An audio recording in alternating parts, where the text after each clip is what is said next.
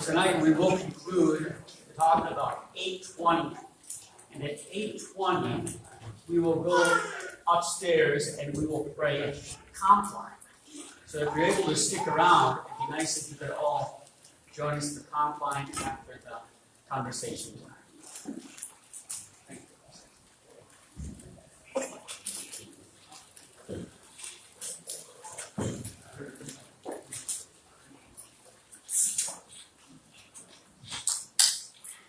Okay, I will myself stop at about 8 or 8:05, so there'll be a decent amount of time for questions. I'd like to field questions from you all. The one thing that I have just barely got to here is, of course, religious worship. Now, you've heard of an invention of Satan on Facebook. But actually, 5,000 friends, most of whom I've never seen in my life. The names of it, but I encounter secular people like at that venue, and they appear to me to be like people who have suffered an amputation, among other people who have suffered the same amputation, so that they take the amputation to be natural and normal, and cannot imagine what it would be like to have a whole and entire body. Doesn't everybody have to use a crutch? Doesn't everybody have to put the glove on, catch the ball, then flip the glove off, pick up the ball, and throw it? I say to them that in strict anthropological terms, a culture without its wellsprings in divine worship and without its greatest expressions as being part of divine worship. And then covers a lot of kinds of things too. I'm not limiting it to divine worship. Its wellsprings in worship and its greatest achievements in worship is quite simply unknown to mankind. That is, you can't have a real culture without what is called cultus, that is, the cultivation of religious sensibility and the cult, the common worship of the gods, gods by people. This is simply an anthropological fact. And I never get an answer to that. They seem a little bit nervous about it, because they know that I have some big guns that I haven't rolled out to the side of the ship. They know that I have guns, and I try to be very polite about these things, very patient, but I have guns with names like Shakespeare, and Bach, and Beethoven, and Mozart, and Dostoevsky, and Tolstoy, and Milton, and Chaucer, and I don't have those guns. What do I got? Bertrand Russell? I ain't got scientists in my pocket. I've got Pascal. What do I got? And where's it going? It's not going anywhere. And that may explain something of the kind of quiet despair in our time. There are a lot of young people, but first of all, a lot of young people are lonely because of the loneliness-producing effects of the sexual revolution. I call it the lonely revolution because it has severed the generation of one from another. It has severed man from woman, parent from child, and even now, our minds from our bodies. There is nothing good to be said about it. It has to be repudiated by Christians root and branch. It was a bad thing. Promised all kinds of wonderful things. Even by the early 70s, popular music was being characterized by anger and despair. That's only a few years after we were promised that it would be harmony and understanding at the age of Aquarius. You don't even have to go this far to find those expressions of despair and anger.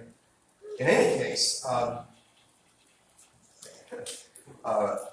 there's a lot of loneliness out there, and there's also a lot of quiet despair. Young people think that there is really nothing beyond this world to live for, and in this world there is nothing high or noble to live. You live in order to get a prestigious job, which will make you some money so that you can procure the kinds of pleasures that you like. And maybe you ally yourself to a political movement which is your substitute for religious faith, and a nasty, nasty substitute it is. That's it. And then you die. The most honest such young people become nihilists in fact, and they can be a danger to themselves and to others. How dreary this all is, and how unnatural. If Christians say that this is a reversion to paganism, they are doing a great injustice to pagans. Okay? I assure you it is no such thing. The pagans had a culture that I'm thinking here of people called pagani by the Romans. You know what it means. Does anybody know what paganos means literally in Latin? Yeah, it's people of the villages.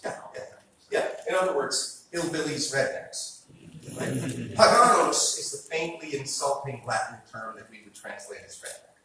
Right? Farmer boy. It came to denote people who did not have a Christian faith, because those people in the countryside were hardest for the Christians to convert. Partly because they were in the countryside, the Christians were, for obvious reasons, were settled down in the big cities, population centers where they could reach the most people. But also partly because they had retained traditional ways going back many generations. They were rooted to the land. They had still a living culture after your city dwellers in the big Roman cities had, that had kind of run out, kind of exhausted itself. Okay? We are not reverting to paganism. We're embarking upon a new thing in the history of the human race, a culturalist people. How do you bring the Word of God, then, to people in that situation? That is not an easy question to answer. I will suggest a couple of things. Okay? I'm going to be talking about this, by the way, at the Doxology Conference tomorrow in Milwaukee. Somewhere around here. To Lutheran pastors and others. So I'll suggest a couple of things to do, and then we can talk. One is that I believe my friend, the pastor in Sweden, Pastor Olofsson, is correct. That is, grace built on nature, as Thomas Aquinas says. And so the Christian faith should properly be founded upon a living culture. And Christian faith exalts and ennobles and purifies what it finds in the culture. It is not itself an imposer of one particular culture to the exclusion of others. It is not Islam. You have different kinds of Christian poetry in Germany than you're going to have in Italy. So, there has to be a culture there. But if there isn't a culture there, what do we do? We can't wait for nature to take its course. That's too long. And maybe it won't take its course anymore. We have to do things that are somewhat artificial, deliberate, intentional. I'll suggest one or two before I go on to more important things. Some of you may be in charge of religiously oriented schools. Others of you may have some affiliation with one of the public schools. I have no good things to say about the public schools, so I'm asking you to say. If you are working in them, then you're working in the Valley East. Somebody's got to do it. I'm under no illusions about the difficulty of the job either. If you want, I believe this to be true, especially true of Catholics running the old parochial schools that have lost their mission. You want to turn that thing around and double enrollment in the next 5 years. Start calling it a classical Christian school or a classical Catholic school. And start to take steps to make the advertising a reality. Amen. And it will happen. Because people, they don't know what they're hungering for. Right?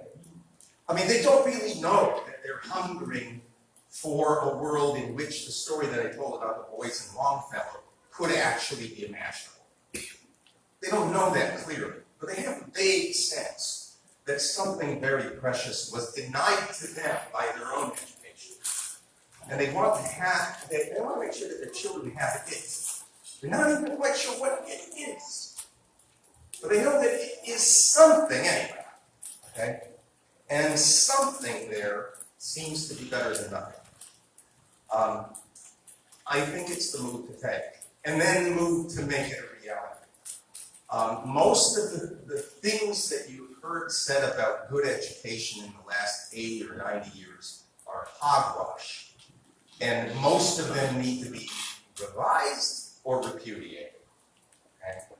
For instance, hogwash is the notion that children should not be called upon to commit things to heart.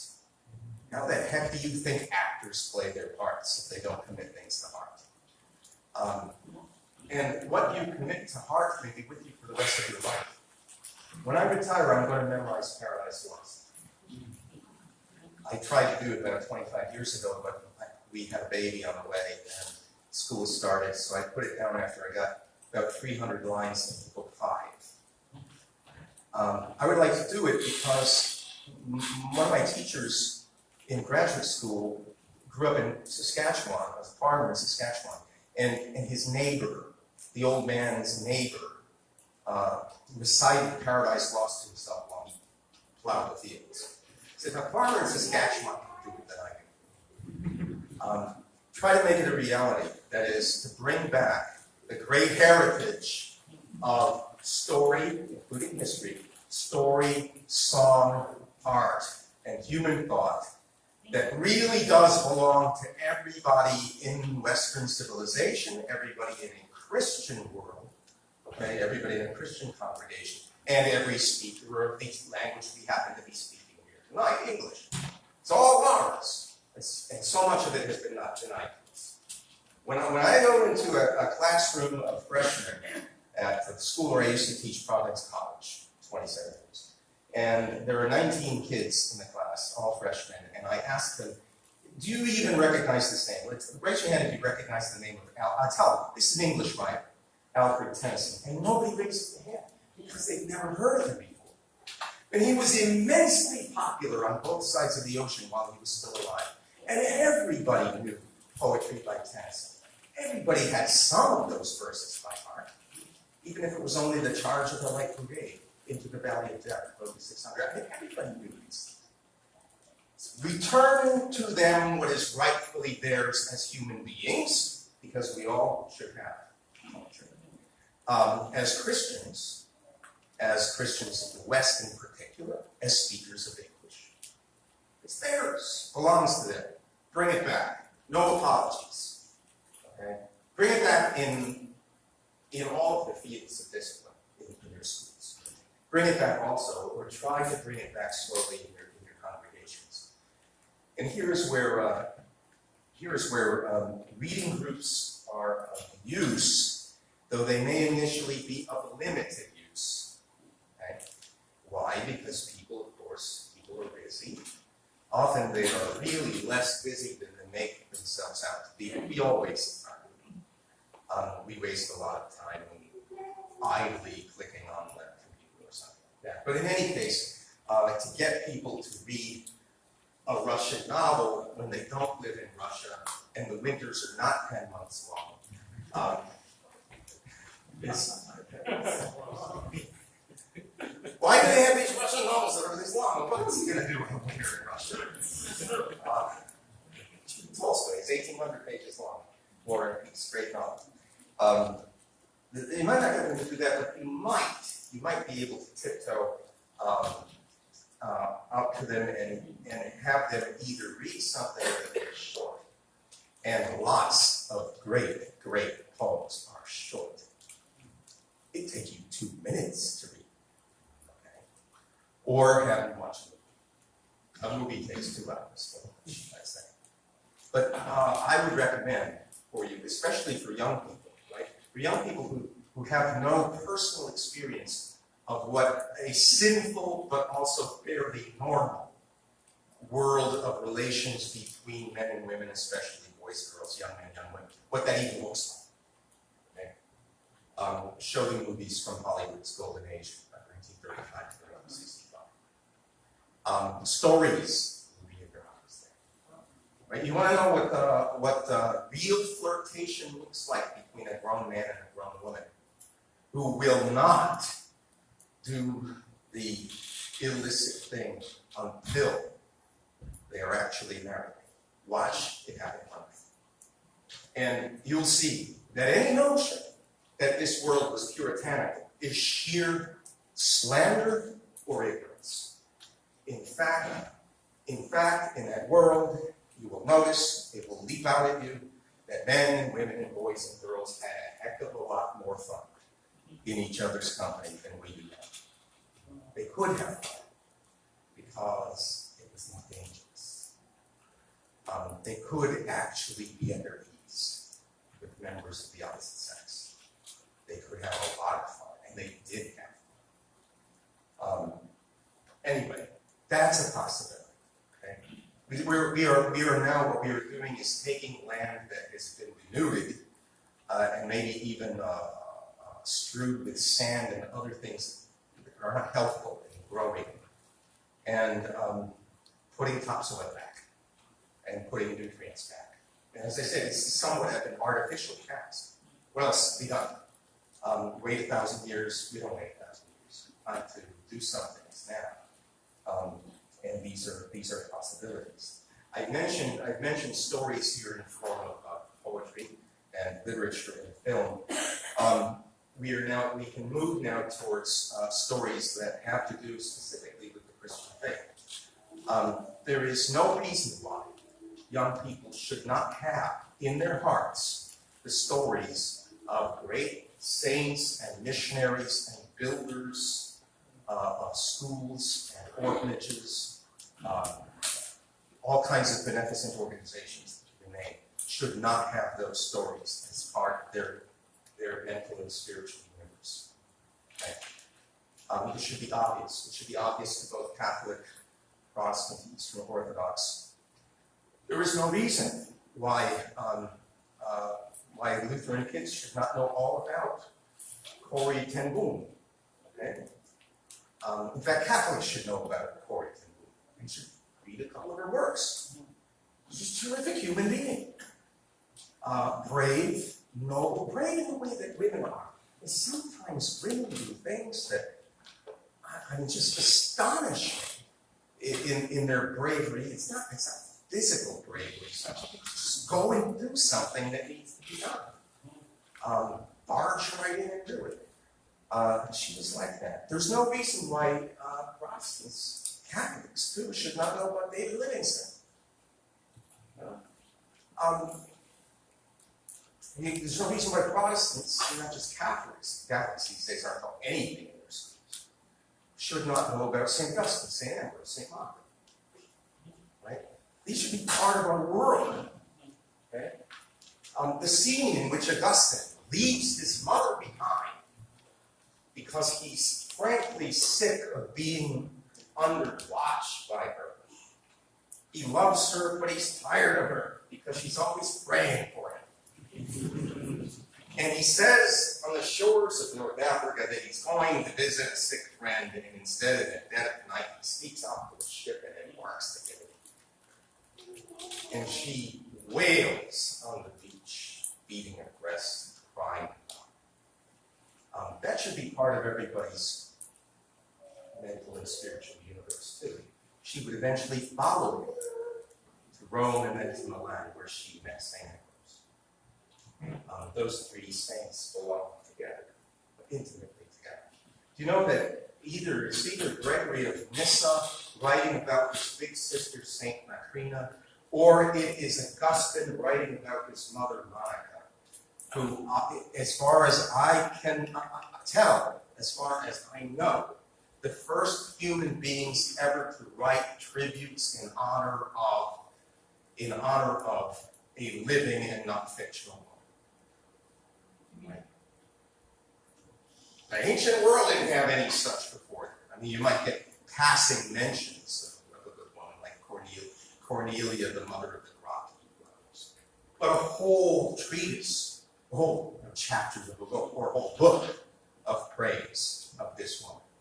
It's unknown to the ancients. It should be part of our world too.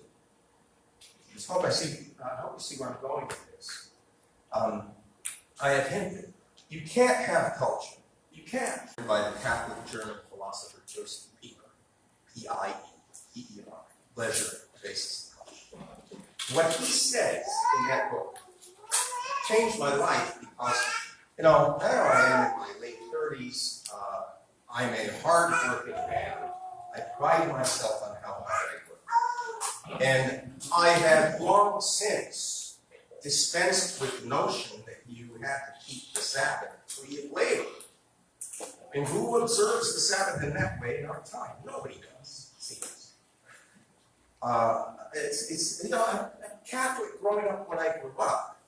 We believed that the commandments were sort of, modest proposals.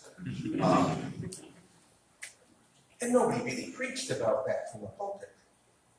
But I thought I was a hard-working fellow. And Pieper says in that book that the besetting sin of our age is sloth, which is not physical laziness so much as spiritual torpidity, a spiritual sluggishness, and it is most clearly characterized by a life of total work. When work and the workplace are the great end of human endeavor, then you're looking at people stuck in the quicksand of sloth. And it's very difficult for them to see that because they're sweating and straining all the time, making themselves unhappy. You may know plenty of people who believe that it is their duty in life to make themselves unhappy because of work. Right? Or other people who believe that they must work for a salary in order to have genuine human life.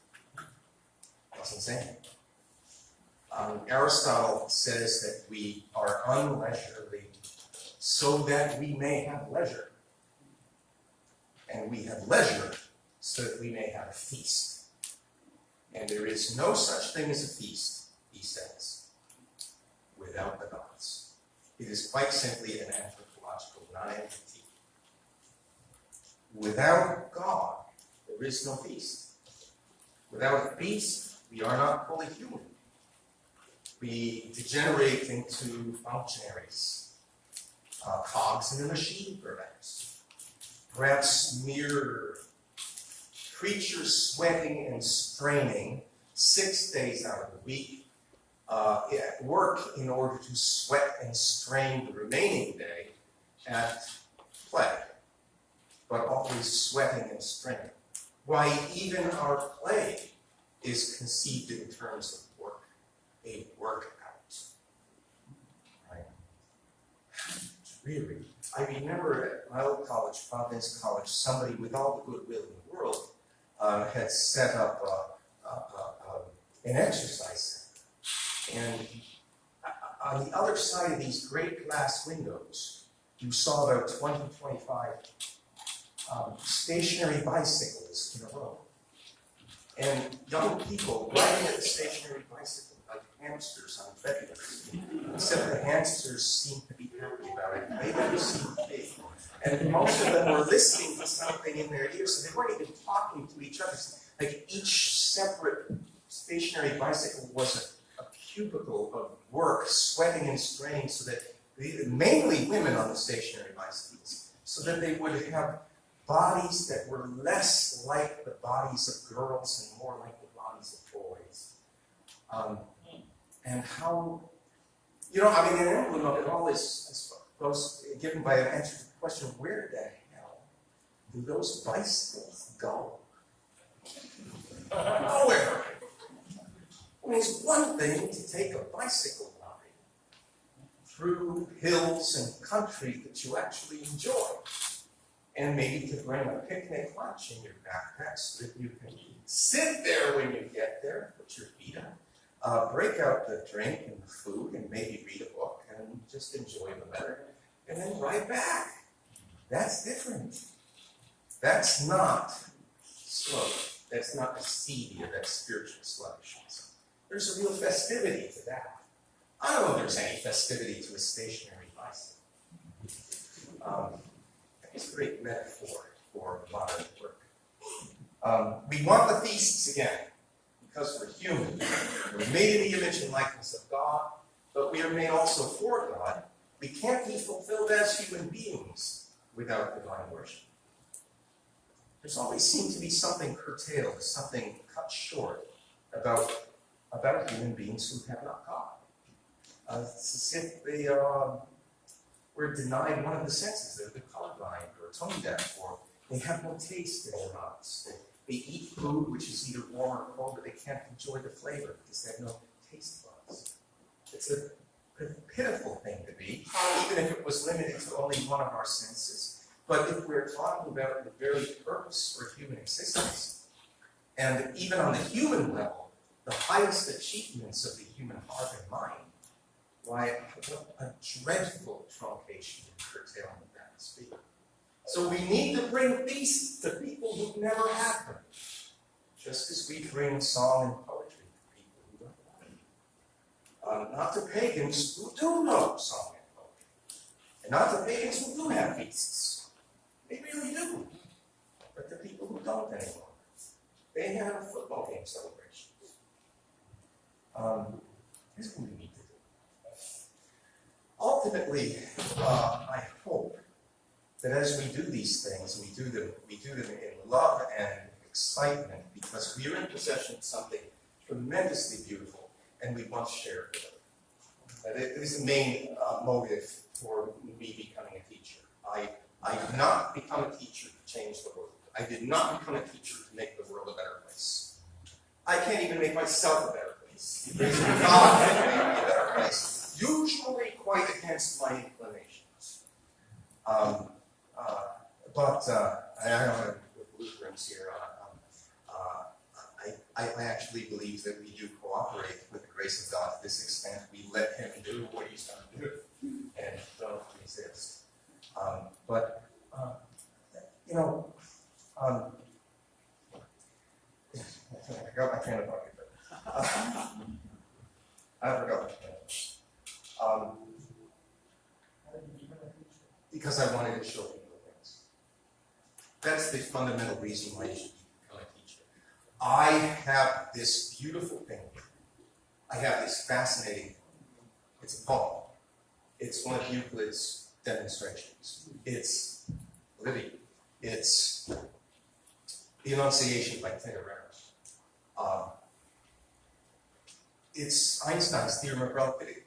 It's great. It's brilliant. It's beautiful. It means a lot to me. It'll open up your universe. I want to show it to you because it's great. The fundamental impulse of a true teacher has got to be that. Everything else is meretricious and false. It'll make the world a better place. I've got something beautiful here. It's cool. It's amazing. Come and look. Come and see. Right? I met somebody great, says the apostle to one of his friends. Who should meet? Come and see. It's great. We're in possession of something of tremendous power and beauty. It'll change our lives. We might say to them, watch out, because this is going to change your life. We might spring at them by surprise. And we hope that they'll fall in love with it, and in falling in love with it will change their life. Right? And we remember as we're doing these things that we're doing them for people who are really poor. They may be rich in material wealth, but they typically don't have a lot of near relations. They don't have deep and long cultural memories. They don't have songs. They don't have hope in this world or the next.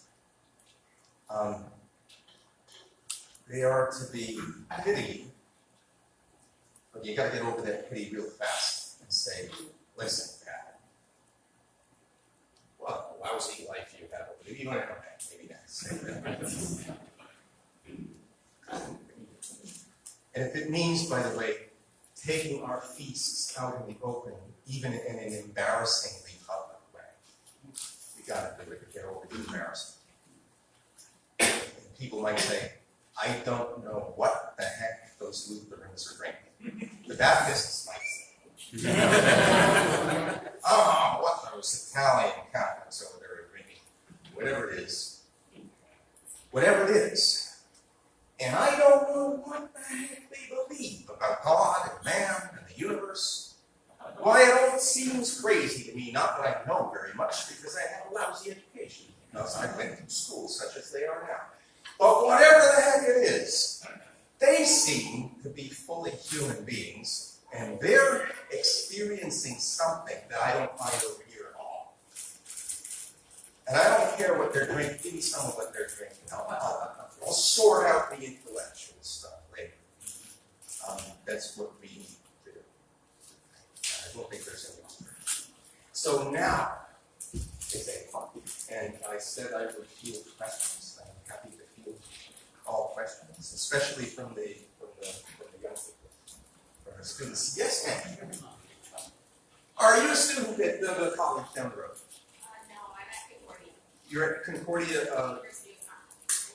This way. Oh, okay, not the one in Fort Wayne. Okay. Go ahead, sir. So what would you say to your defense instead of offering this better thing that we have, want to sell out to the world around us and intend to become religious?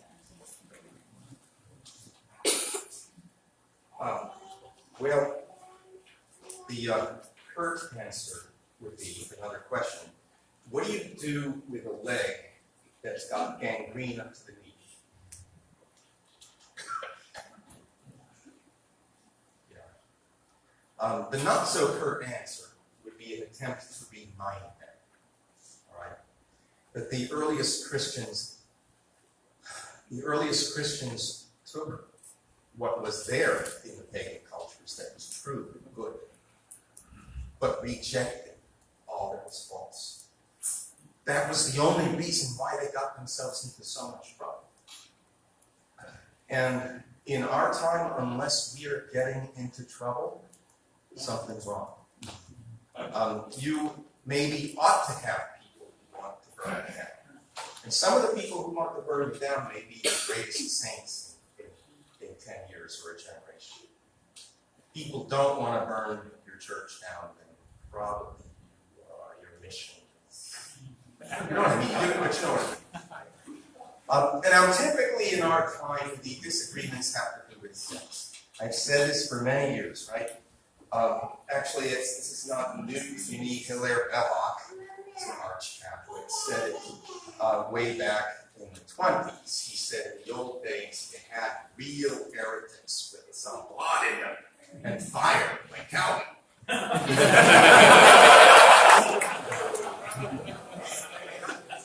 Those are heretics you could respect, and you could have a fight to the death with. We don't even have high-quality heretics. And I agree with that entirely. I'm sure he would say that now and in spades. I put it this way. In the old days, right, you look back to the early centuries of Christendom, the heresies were theological and philosophical. They dealt with great issues such as whether the fact that there is one God precluded there being three persons in one God. Of what nature were the persons? Were they merely modes of being and you were just, were they merely figures of speech perhaps? Was the Son not co-eternal with the Father, but a mere creature, though the first of creatures? the Arian heresy. Those are heresies in some sense. Okay? And they spring from philosophical errors, sometimes, or theological errors. They have big implications. And it took hundreds of years for people to sort them out. And they had to flex their minds against these heresies. Steel sharpens steel. So we get great Christian theology coming out of the very attempts to deal with false ways of understanding how Christ is the Son of God, for instance. Right? We don't have any of that now. If somebody comes up to you, I'm Roman Catholic, right? Somebody comes up to me and says, the teachings of the church, I don't agree with the teachings of the church. I don't say, hey fella, you got a problem with the Trinity? I mean, you know what the Trinity is. You got a problem with apostolic succession? You got a different understanding of the effectual nature of the sacraments? I make my head spin. 5 minutes ago, he would say, I don't believe in religion because it's stupid. 5 minutes later, he would say, I don't understand what you're talking about. No, but when it comes down to it, all you need to ask him, and I will put this gently and not crudely, you need to ask him is, and so what is your favorite way of violating the sixth commandment? Because that's all it is. I mentioned at dinner today that this is the pathological heresy. It's the heresy of not being able to keep your pants on. That's all it is. It is no more respectable than that. It is understandable because in our time, so many people are desperately lonely. And those features of the sexual revolution that they run to as ways of alleviating the intense loneliness, they are like heroin to an addict. They may work temporarily, they may work locally, but they deepen the problem. They make it more and more attractive. So if the churches have given in to the sexual revolution, they need to be reminded forcefully that Scripture doesn't give them warrant for this. Perhaps they need to be made to look at the real harm in human lives that this revolution in Juarez has done. Broken families, never formed families, young people not getting married, the wariness and rancor between the sexes, which is unparalleled, I think, in human history. I mean, you might get people irritated with one or another member of the opposite sex, and sometimes the sexes frustrate each other. But this rancor, I don't find. I don't find anywhere else. And at that point, they are not willing either to listen to the Word of God or the evidence of human senses. They need to be repudiated. They are at best useless, and at worst, they'll infect the rest of the body, and the rest of the body will go down. Do what you can. It depends upon perhaps the congregation and the willingness either to listen to the Word of God or simply human reason. There may be still some willingness there. United Methodist Church, for instance, has turned a little bit, perhaps, and is perhaps not beyond recognition. Yes?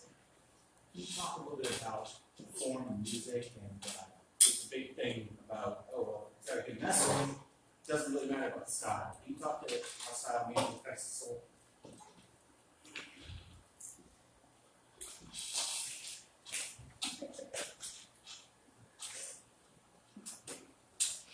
When my town was founded, I grew up in a coal mining area, Pennsylvania.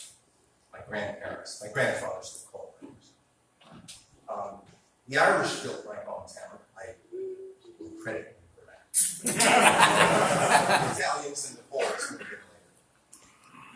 And in 1876, the nation's centennial, they incorporated the town. And they built St. Thomas Aquinas Church with their own hands. Okay? They built it in a traditional neo-Romanesque style.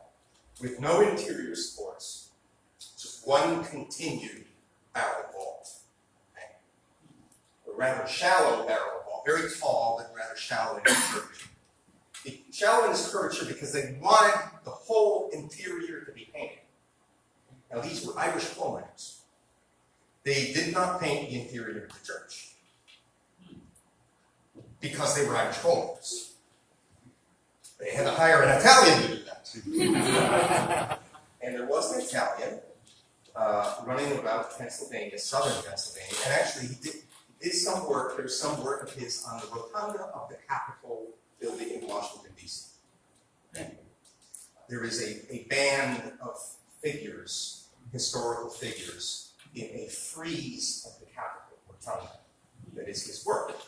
And he had been painting churches in southern Pennsylvania. Well, they hired him to come on up to northeastern Pennsylvania, paint our church. Covered the entire church with paintings. Okay. The crucifixion painting in the sanctuary of the church is a brilliant painting. These were ordinary people, these Irishmen. They wanted their church to be beautiful. They wanted real art in the church. They didn't want felt banners with fat dogs on them expressing saccharine sentiments. They wanted art, and the whole thing was covered.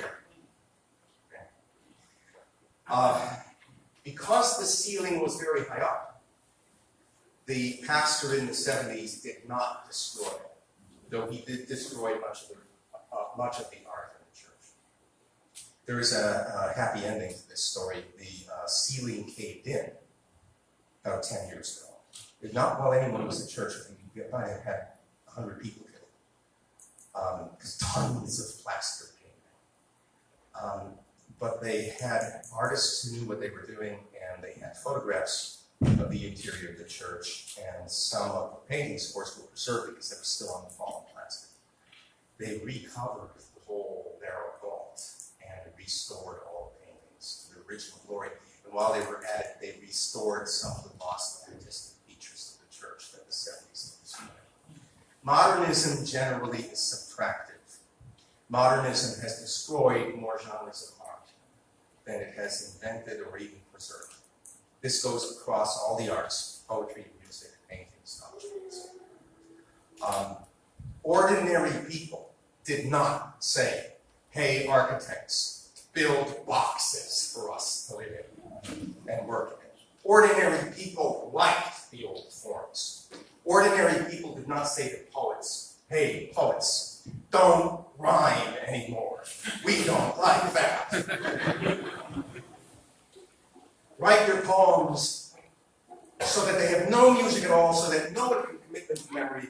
In fact, the only device used will be the line break that you can only see with your eye on the page and not hear with your ear. Do that, please, poets, and make your language perfectly incomprehensible to boys or girls who might fall in love with poetry at age 10, 11, 12, 13. They didn't say that. They didn't say that. No ordinary Italians who would get into fights over who was the best prima donna in the opera in the 20s. Ordinary Italians, bus drivers, okay? They didn't say, oh, musical composers, get rid of melody. Give us 12-note atonal music that can't remain in our minds and hearts. Please, we're sick of things we actually like to listen to. Punish us. None of this came from the ordinary people. Ordinary people in all of the arts did not have an intellectually induced prejudice against form. Ordinary people like form. Otherwise, there would be no such thing as Antiques Roadshow. Ordinary people now gravitating towards furniture that looks like a minor work of real art.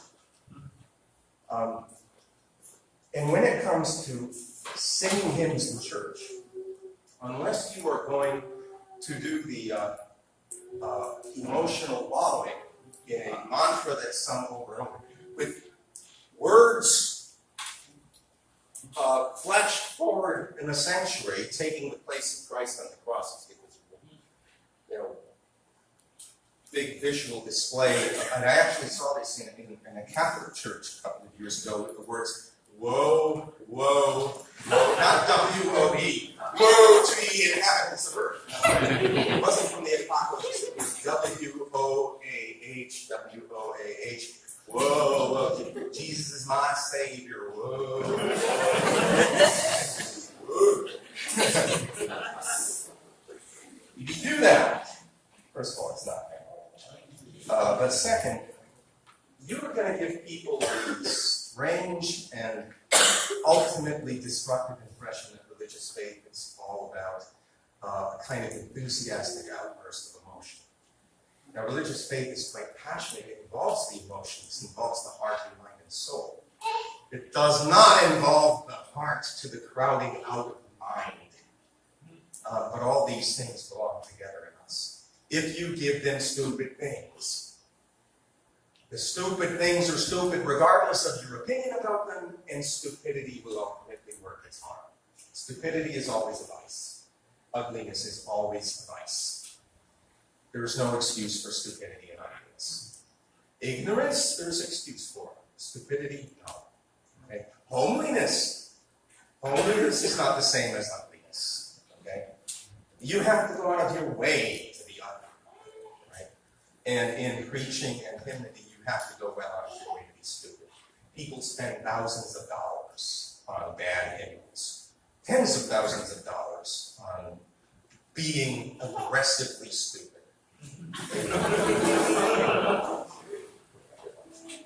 Ordinary people check out, especially, I'll put this to you, especially the male sex. If you've got teenage boys there, teenage boys are your hardest audience, right?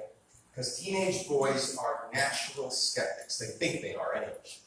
Because they think just as gullible as everybody else. They think that they can think past people. And if they see something that in the Catholic churches that I have to go to in Canada that pleases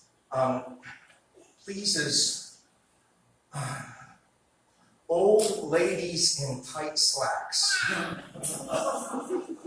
as they sort of sway and move and sing and clap. Some of them may say consciously to themselves, "This is not for me." Most of them, it never even reaches that level. It's like, it would be for them like walking into a room with a bunch of ladies quilting. They would say, "That's nice that the ladies are quilting. I'm all for ladies quilting." They just walk right out of the room because it's no importance to them. Okay? No, we need real stuff. There's no excuse for this. Catholics need to hear that more than Lutherans do. Yes, sir. So, how of us are really be passionate about things or to have wonder at things because we're so obsessed with knowing how a particular thing works, or because we have so much information available to us freely. We kind of lose the forest for the trees. Yes. I think we need to make distinctions here between data or mere sorts of electronic bits or flashes of language or some visual image, right? It's kind of at the lowest level, sort of the subatomic quanta, right? Then information, which would assume that the thing involved has actually taken a recognizable form. Okay, so that you can discuss it as a formal object or a formal creature, as an organism, or as a formally wrought work of thought or art, or whatever, or social institution, whatever it may be. And move from that to knowledge. You may have information, but not knowledge, because you don't really deeply understand the thing that you are looking at. It may be formed. You may know various features of that form, but not really have knowledge of the thing itself. And beyond knowledge, there's wisdom.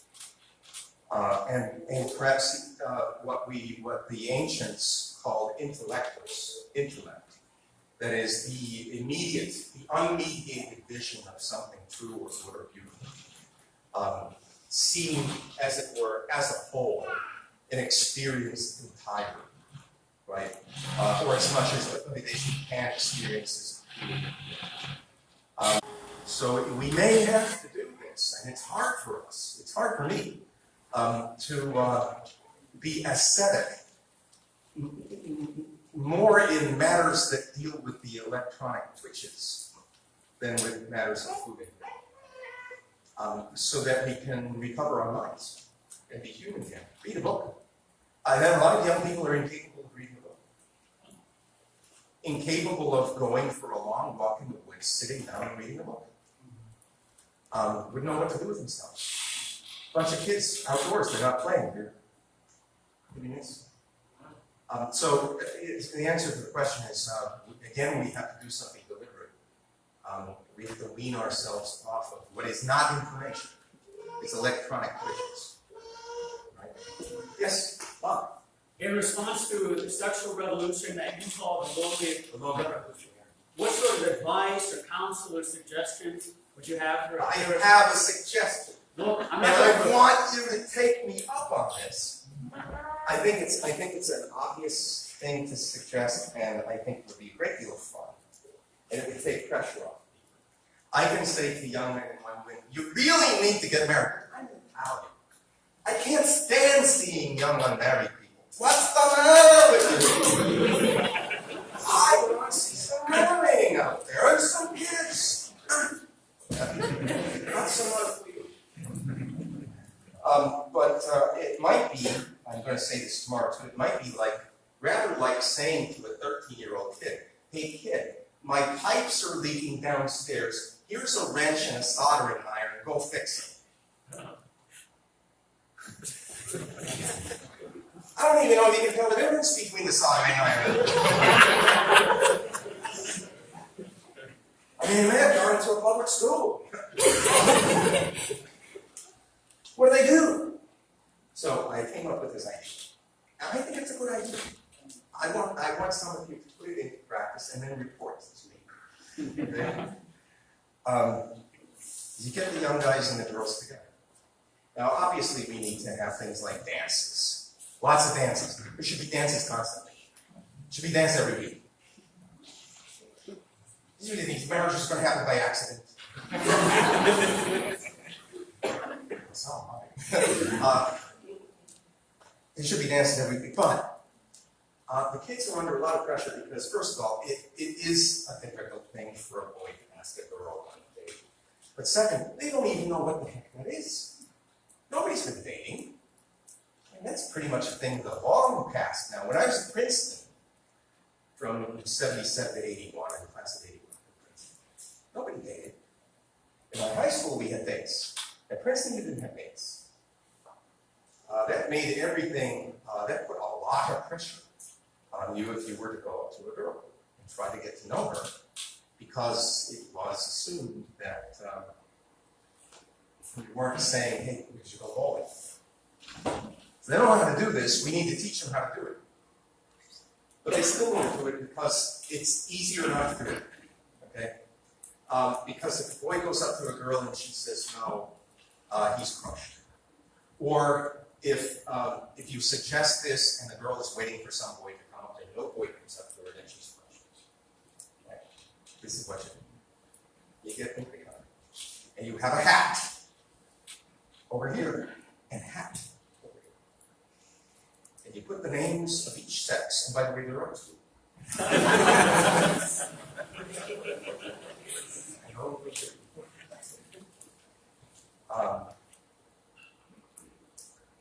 Certain kinds of people, like congressmen, might belong to different species, but they're still You put the names in each hat and you pick that hat right. You say, this is what we're going to do. We're going to do one of these every month or every 2 or 3 weeks. It should be a regular thing. Not once a year. Once a year doesn't work. It should be a regular thing. Takes all the pressure off the young kids. And you pick the names at random like that each time. And you say, this is what we're gonna do, so everybody's aware. And then you give them instructions on what to do. Okay? How you dress, when you show up, where are the places where you might go, what to do at the end, and so on. Because they don't. Right? Do it. Gotta bring it together. There's too much loneliness out there. My parents weren't lonely when they were young. How could you be lonely? You had all these young people who are good looking all over the place. You still have young people. I don't know if they're good looking, but no, they're still good looking, and they're all over the place, but they have been taught to be wary of one another, even to be afraid of one another. That's not right. That's not right. But to say even to the ones with the goodwill, hey, just get things with it. It's like my example with the soldering iron and the bench. That does not work. You gotta intervene, you gotta help. Yeah. Speaking of that, at our church, we saw this movie called The Dating Project, started by a professor at Boston College. So I think you gotta pick names out of a hat. Did you do something like that? So the lottery kind of relieves everybody of the pressure. Right? I think it's the thing to do. There's a trend in higher education, American City University as a place for encouraging social activism, and I just wondered what your opinion about all this activism at college is. Politics, at least as we know it now, is eminent the realm of hatred and the irrational passions of resentment and the vindictiveness. The professors in the colleges of old understood that if you allowed a college to become politicized, it would cease to be a college. Hence, they had certain rules against political demonstrations on campus. The Berkeley demonstrations in the 60s, in the name of free speech, have ended up producing a current system which is inimical not only to free speech, but even to free inquiry and free thought, so that universities have become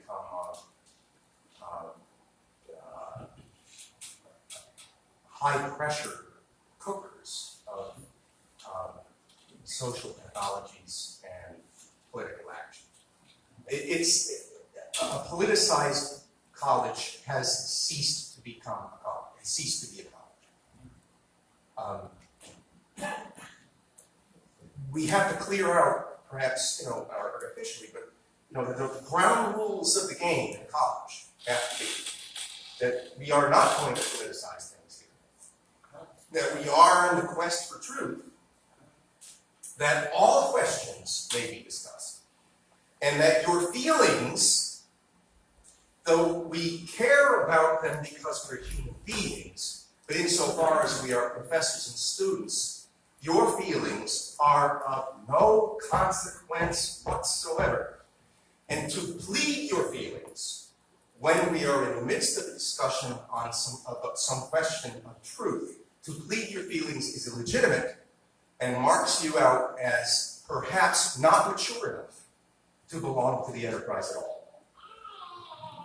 That's what I think. One more question. Yes, ma'am. You had mentioned that because the world around us has become foreign culture, that we must bring our faces to the public, perhaps even embarrassingly so. What does that look like? Maybe it look like, if you're Catholic, maybe it looks like a Corpus Christi procession through the entire neighborhood on the Feast of Corpus Christi. Think about how many people have never actually seen a parade. Except for some, I suppose, in some of our big cities. But when I was a kid, we had parades that were associated with divine worship. Memorial Day parades in my town began at the Protestant cemetery in the early morning with a 21-gun salute, and ended at the Catholic cemetery later in the morning with mass. Most people alive in the United States have seen nothing like that. Most people have not seen a religious procession. Well, let them see it. I'm going to say this again tomorrow at the Doxology Conference, but there are people in our midst who want to cordon off religious freedom and say it's only freedom of worship. It basically is contained by the walls of your church building. Well, if they will concede us freedom of worship, let's take them at their word, but not confine the worship to the walls of the building, and see how they like those apples. But a lot of people will like those apples, because again, they will say, I don't know what the heck they believe, but they're doing something I've never seen before, and it's interesting, and they sure seem to be animated by joy, not anger, not vindictiveness, not hatred. And the difference between that and the political rally that I was at, and even a supporter, is like the difference between heaven and hell. Gee, maybe hell asks a question of somebody in the procession. I don't know. It's got to be done. I think it's got to be. Is that, I'm out of time now, aren't I? Well, on behalf of everyone here, we'd like to thank Professor Esolen. He's given us plenty to think about with restoring joy in our homes and our churches and communities. So, thank you.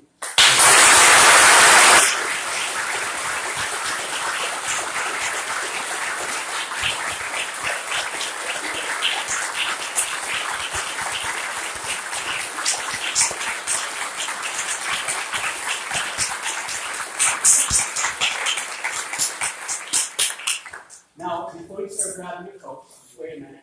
There were several times where you heard Professor Esolen talking about a doxology event tomorrow.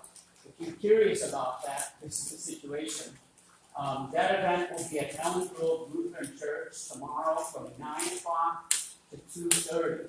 Late registration for 8:30. Matt will be at 9 a.m. And you'll be able to hear Professor Esolen for 4 or 5 hours doing the same thing. Continuing to teach us and to have a conversation. So that'll be at Elm Grove Lutheran Church. I think it's like $40 or something. Lunch. This is for pastors.